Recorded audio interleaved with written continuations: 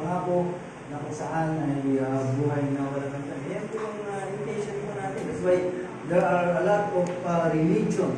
Dahil yan po yung gusto nila na may abot yung mga bagay patungkol po sa kaligtasan. And the rest ay bahala na sila kung ano po yung mga intention po nila. Kaya sa umaga pong ito ay ating tatalakayin. Bagamat meron po tayong sinisiris about the book of 1 Peter, maiwanan muna natin po yun. Pansamantala muna natin tignan which is very relevant sa panahon po natin about this message na ating bubuksan.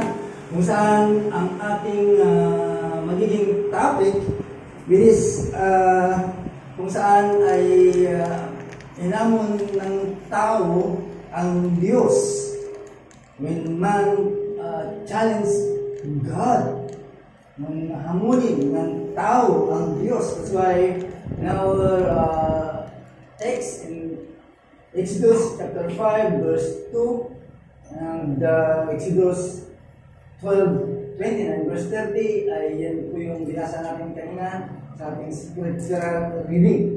So yan po ay ating tatalakayin sa oras po ito na kung saan ay bakit walang pakundangan na hinamon ni Parao ang Diyos sa ganung pagkakataon.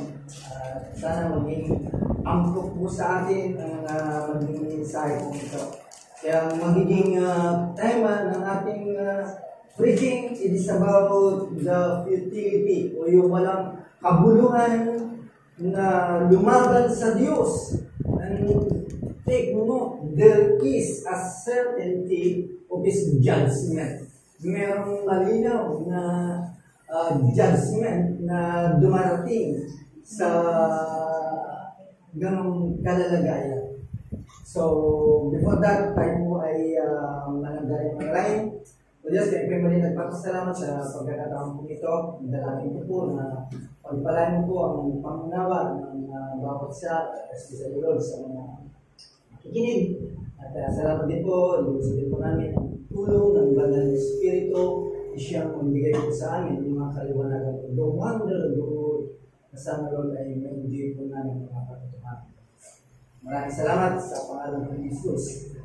Amen. Alright, so magamat ito po ay nangyari na, maaaring naalala nyo pa, it is the Titanic. Naalala nyo ba yung Titanic? Maraming basis na keynote sa mga preacher, even the movie, ay napanood natin po ito. No? Ang Titanic kasi, ito po ay madalas banggitin as an example of a human arrogance. Isang halimbawa po ito ng isang kayabangan ng tao. It is usually ito po ay pinagdidibatihan, laging napapakinggan, laging pinag-aawayan. It is ang statement po ng gumawa po nito ay ganito ang kanyang statement. Sabi niya that even God Himself cannot destroy this ship. Imagine yung kayabangan ng tao. Bagamat ang barko po ito ay isang napakalaki.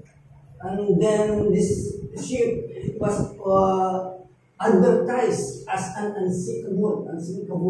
No, hindi daw pwedeng lumubog. But tragically, ito po ay lumubog sa kanyang malinaw na matahimik na paglalakbay.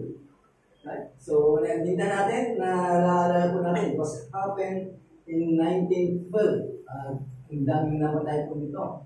1,500 ang mga namatay. At yung mga kwento pa, mga dagdag pa na kwento regarding this.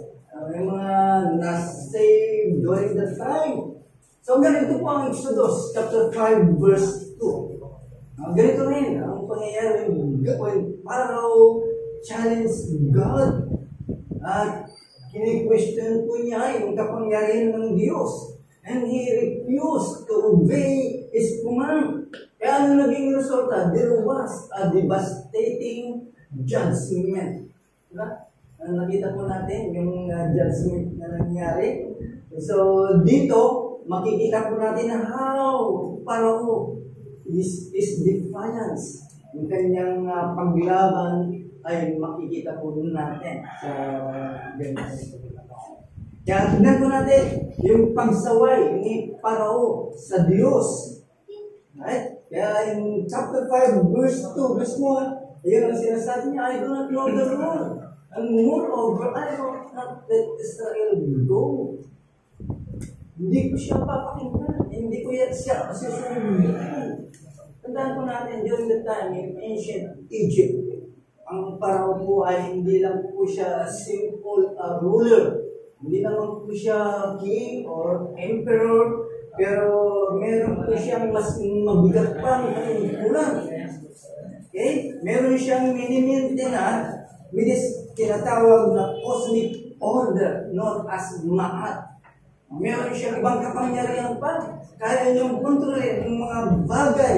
Kaya itong paniniwala kong ito ni Parao with this a divine nature, siyang bibigay sa kanya ng miracle inside the place of Egypt, no, sa society. Kaya naging sikat po siya. Hindi naman po siya matapang as a ruler, magaling na ruler, but he was the one who bridged between the gods and humanity. Siya yung tinitingala at siya yung nilalapitan na sa pamamagitan niya ay pwedeng lumapit ang tao sa mga Diyos-Diyosan na kanyang tinatanganan. Kaya ang kanyang authority ay talagang nandoon. Kaya ganoon na lang po siya kayabang. No? He holds an immense power. Meron siyang kapangyarihan para kontrolin regarding the spiritual matter and temporal realms. Yun po yung kanyang kalalagay. Kaya ganoon po siya kasikat. Kaya sa paniniwala po ito, ay ang tingin niya sa sarili niya ay mas makapangyarihan siya.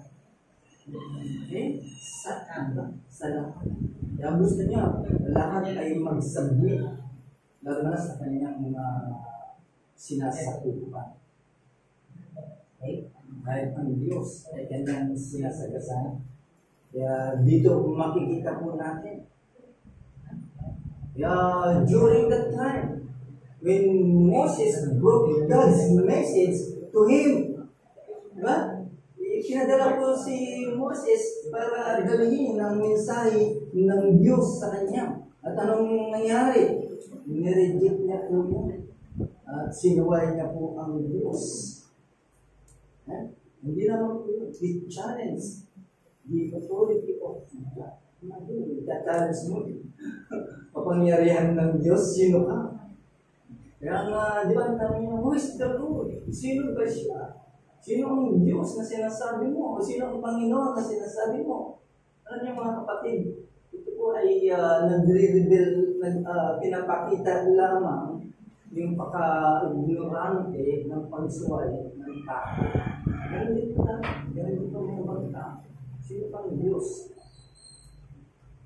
Kaya nga ang tanong po ni Parao, sino ang Diyos niya? Who is the Lord? Para sundin po ang kanyang utos. This is not only a simple statement of ignorance. Hindi pagka-ignorante po ito. Kundi ito po ay isang hayagang pagsuway ng Diyos. Kaya sa panahon po nila, talagang pino-question ang kapangyarihan. Isa pong ignorante. It was an act of dismissal and contempt. Para sa Diyos. Kukusinin mo ang kanyang pagiging sovereign. Siguro naman wala po sa atin question ang kapangyarihan ng Diyos. Pero dito kay Parao, talagang pinakita niya ang kanyang superiority, sa kanyang view. Kaya sa kanya, ang tingin sa Diyos, powerless po siya. Wala siyang kapangyarihan. That's why challenge God. And who is this God you speak of? Hindi ko siya kilala. Wala akong kaalaman patungkol sa kanya. Kaya madaling salita, ako yung batas dito, I am the supreme here. Ang mataas. Kaya walang mataas sa akin. Anong nangyari? Itong ganitong klase ng attitude. Dahil akala ni Parao sa kanyang sarili, it has a divine being. To him, yung pagsunod sa Diyos o siyang man ay unnecessary. Right? Kasi hindi siya naniniwala. That's why he challenged his power or the influence of God. Ito po ay isang defiance, isang pagsuway, isang kaignorantihan. Ito po ay ugali na meron kang self-reliance, meron kang pagtitiwala sa sarili mo. Ugali ng isang tao na itinataas niya ang kanyang sarili. Na akala niya walang mas mataas sa kanya. Walang mas makapangyarihan sa kanya. This is the attitude of ignorance o arrogance. Arrogante. Ito yung pagiging arrogante ng tao. At ito ay unique kay Parao. Okay? It is a reflection to the human condition. Hindi lang siya. Kundi lahat po tayo. Ito yung condition po natin. Okay? So, Parao challenge is a reflection. Yung hamon sa Diyos ay reflection lamang po yun sa mga tao which we have a fallen nature. Pagka tao na medyo nakakaintindi o alam niya ang mga batas, hindi niya nagawin po ito. Pero naman, we are in a fallen state. Kaya natin gawin. Mas gagawin pa nga natin, mas makasalanan pa, di ba? Ganun tayo pupunta po ito. We can do even greater than sin. Ganun ang mayroong tinatawag na fallen nature. Ayun po yung sinasabi ng Romans chapter 1, verse 28 to 23. That's why mankind suppresses the truth about God. Hindi na inintindihan ng Diyos, hindi tinignan ng tao sa tao. So that's why they worship creation rather than the Creator. Ganun ang tao. Nakikita po natin yan sa panahon po natin. Okay? Because there is an atheistic philosophy. So ay nagagawa po yan ng mga tao. Lalo na yung mga ideology nila. So people, because of their ideologies, they reject God. Ganon ang tao. Okay? May isang illustration. Bigyan si Goliath, di ba? Nung hinamon niya ang Diyos, nilipastangan niya ang Diyos. He mocked God. Kumbaga sa inandarumay ang kapangyarihan ng Diyos. Isa pong arrogante. It is an arrogant. Kaya pag isang tao ay arrogante at hindi niya talaga kinikilala yung mas makapangyarihan, ay talagang gano'n nangyayari, commit defeat. Diba? Natalo po siya, ay bibig sa isang maliit lang na nilalang. Kaya pag magiging arrogante ka talaga, ay doon ka pakbo sa katalunan. Kaya habang nakikita po natin yung pagsuway, tignan po natin kung ano ang naging response ng Diyos sa Kanya. Tingnan natin kung paano yung kapangyarihan ng Diyos na nakita, the power of God displayed. Dahil sa pagkakapon mo, ipapakita ngayon ng Diyos sa kanyang kapangyarihan. Kaya nagbigay po siya ng 10 salot. Di ba? Kaya ba ng tao po yun? Kahit yung mga magician niya ay talagang hindi na kaya until the end ay nakita niya na this is the hand of God. Di ba? Nakita rin nila. Kaya sila talagang alam po nila yung mga bagay po ito. Okay? Nagpadala talaga ng Diyos sa salot, 10 salot, na kung saan ay kamay ng Diyos ang pumilos po doon. So, alam na po natin kung ano yung 10 salot po yun. Para ma-recall po tayo, ay isasahin po natin. Ay, yung blood na sumabog sa river of Nile, no? Ay talagang makikita po natin po doon that God showing His control. Na kaya niyang kontrolin ng tubig. Yeah? Kaya niyang linawin, kaya niyang gawing dugo yung tubig yun, and so on and so forth. So, makikita po natin yung kapangyarihan po ng Diyos during that time, nung pinagdala niya po yung 10 salot. Hanggang sa dumating yung pang-10, yung kamatayan ng unang kanilang anak, o kanilang unang supreme. At ito yung final blow kung saan pinapatunayan lang yung dominion ng Diyos over life and death. Ito yung pinaka-final na gusto pakita ng Diyos. Kaya kong kontrolin ang buhay at kamatayan.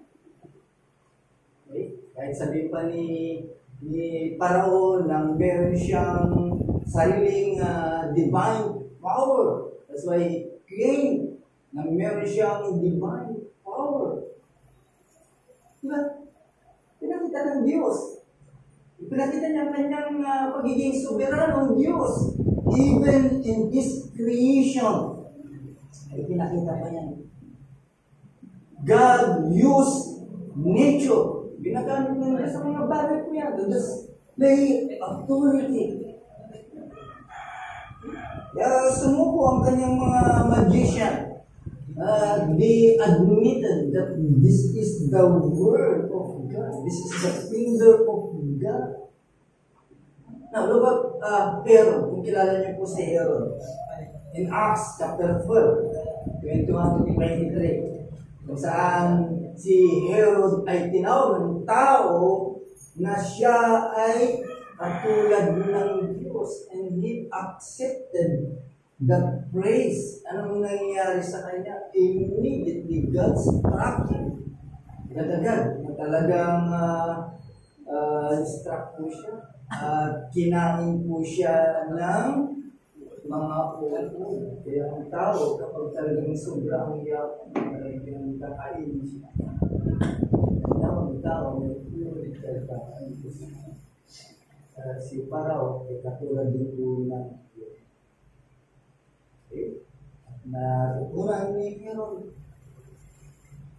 that no human stand against God's sovereignty. Okay? Walang pwedeng sumalit sa yung kapangyarihan ng Diyos ay isa pong ebidensya sa mga salot na pinarada niya po doon. Yan po yung judgment na kung saan it came by full expression. Pangatlo, the judgment of God is secreted. And 29 to 30 ng chapter 12, dikita po natin po yun. Yung judgment. Di ba dumating yung pagkakataon na kung saan at midnight, the Lord struck down all the firstborn in the land of Egypt. Ito yung pinaka-climax na kaganapan, yung 10 Okay. Okay. Hindi pa rin tinigil si Parang. Inulit niya pa rin yung kanyang pagsuway at pagsalansang sa Diyos. Kahit dumating na yung pinakapinali kung saan it is the most devastating, the death of the firstborn. At wala pong na-spare, wala pong nakaligtas po doon sa lugar ni Parao. Even into the lowest home, wala pong nakaligtas. Pero ito maganda. In the midst of judgment, okay, nakita po natin yung found, yung pagkahayag ng kanyang God's mercy. Bagamat ang parusa o justice ng Diyos ay sigurado, still, Parao hardened his heart. Okay? Pero tigas pa rin niya ang kanyang puso. Pero nakikita po natin yung judgment ng Diyos, talagang hindi mapapagit, mapipigilan. Galatians chapter 6, verse 7, ito po yung nagpapaalala po sa atin that we cannot deceive God. Or we cannot mock God. Kung ano ang tinanim mo, yun talaga yung anin mo. Diba? Maraming kaganapan na nangyayari po ganyan. At yan ay nakita po natin po yan. Okay? Marami pang example na kung saan ay sinagasaan nila ang Diyos o inalpusta ang Diyos.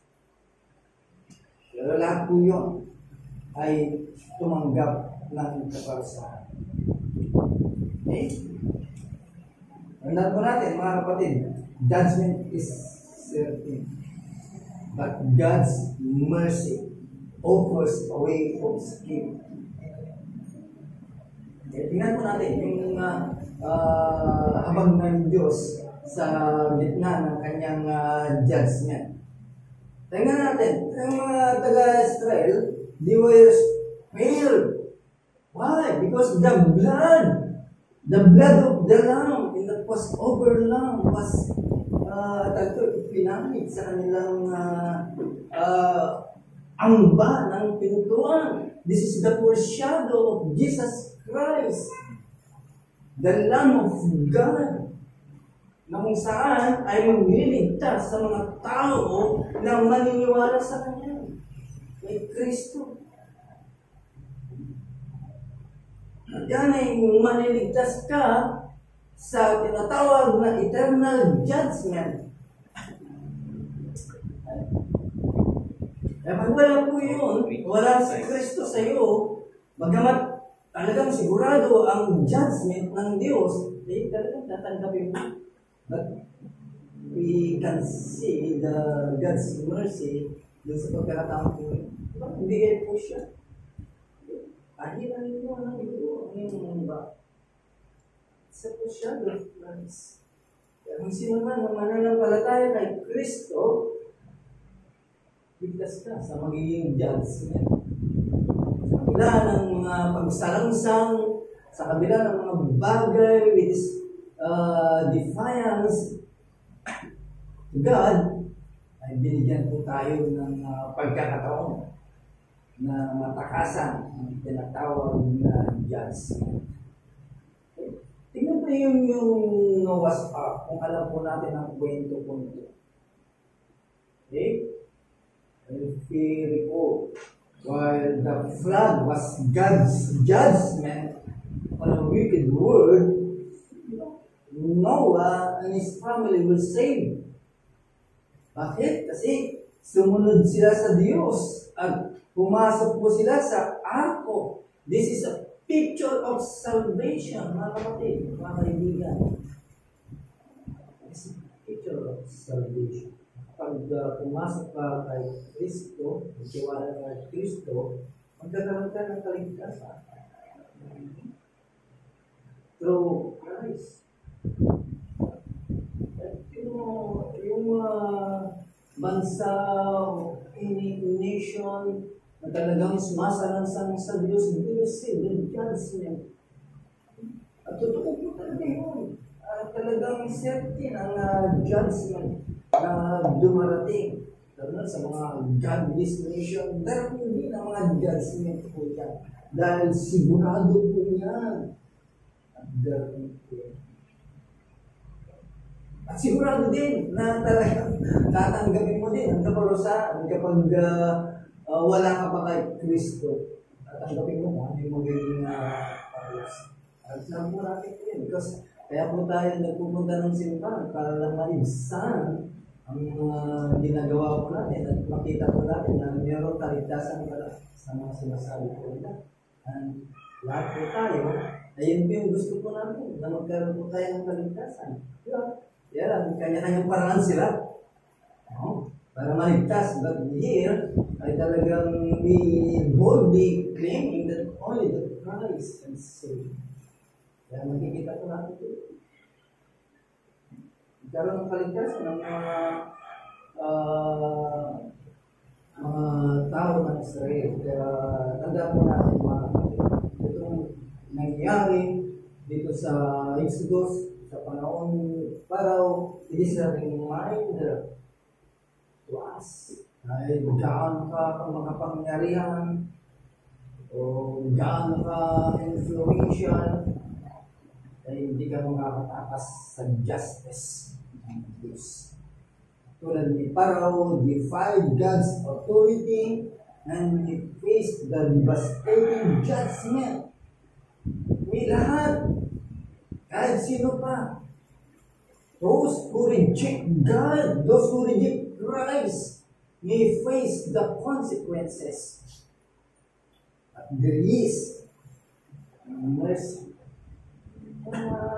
Still preaching Christ. Kahit saan po tayo pumunta. Dahil of course, binibigyan po tayo ng pagkakataon, an opportunity to repent. Para magsisi, bumaling sa Diyos at mananampalataya sa Diyos. Yan, meron kang hininga. Meron kang pagkakataon na magsisi at manampalataya kay Christ. Therefore, in light of God's sovereignty, justice, and mercy, tandaan po natin mga kapatid, walang pwedeng makakatulong sa iyo kundi you will humble yourself. Sabihin mo sa sarili mo, you humble yourself and recognize mo kung sino ang Diyos. That is the rightful authority over all. Kaya hanggang sa kaligtasan po natin, sabi pa rin ang pinarapatan na nagplano ng kaligtasan. Hamon po sa bawat isa po sa atin is to reflect on your own standing before God. Tama sa harapan na or you are the enemy or the enmity of God. Bisa naman po are you going to trust the blood of Jesus to shield from you for the judgment to come?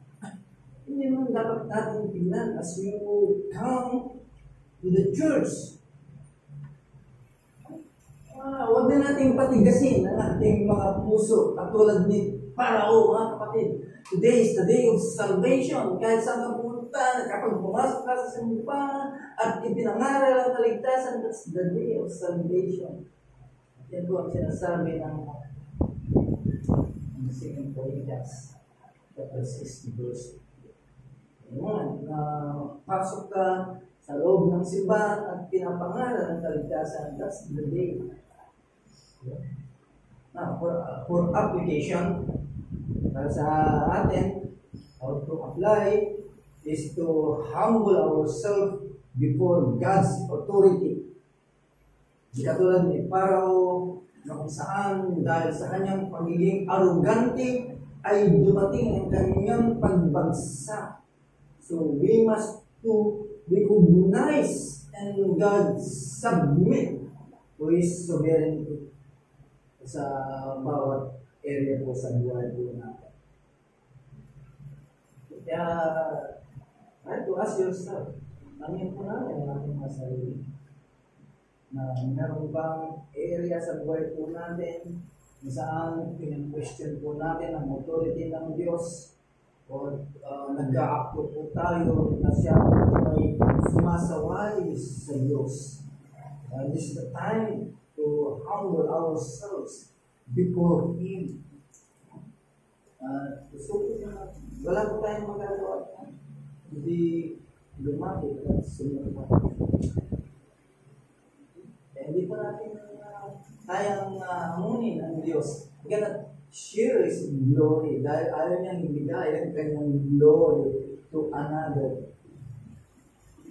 Kaya tandaan po natin, yung kanyang justice is certain for all who reject. Pangalawa, trust in God's power. Magtiwala ka sa Diyos when facing challenges. Ito pinakita ng Diyos ang kanyang kapangyarihan. I-display His supreme power. Diba? Walang pwedeng makapagdala ng ganong salot. Pwede yung tawag ito, atomic bomb or ano ba yung uso na yun. Pero hindi, gawa lang ng tao. Pero yung mga ganon, hindi kaya ng tao. Sa Diyos lamang yung mga pagbibigay ng mga ganong parusa. Kaya dapat sana makita po natin bilang mga Kristiyano, no? Kristiyano, makita ng mga Kristiyano, when you encounter difficulties or challenges, okay? Balik ka sa Diyos. Paalala mo sa Diyos na siya may control ng lahat ng bagay. Okay? No matter how powerful or situation you have. Okay? God rules over all. Okay? Nakapangyarihan po sa lahat ng mga